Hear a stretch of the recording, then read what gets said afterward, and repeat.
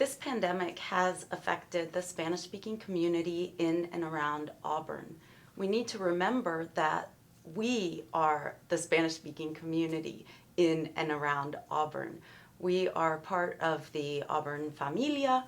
We are students, faculty, staff, alumni, fans, and community supporters. What are some unique challenges that we have faced?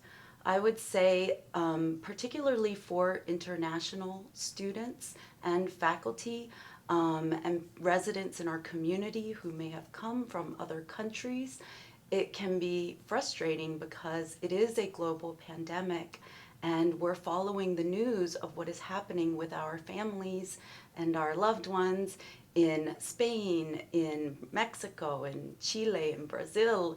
And that can be disconcerting. As you know, when you're in quarantine, you can't just go and see your family.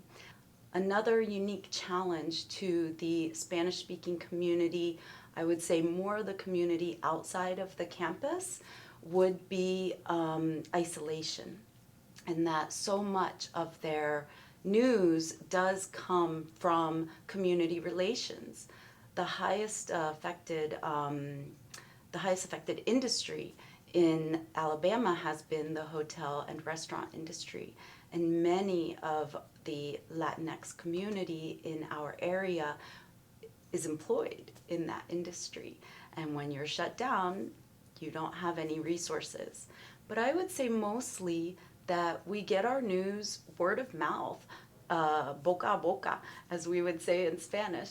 We get our news from our trusted community partners, such as the university, the churches, the schools, and it is helpful that agencies like the Center for Disease Control and the Alabama Department of Public Health do offer information in Spanish online.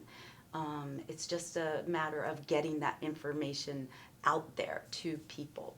I will say that with some organizations with whom my students and I have worked, we have also been helpful in doing phone calls to set up doctor's appointments and to make sure that people know where else they can go for assistance and for information.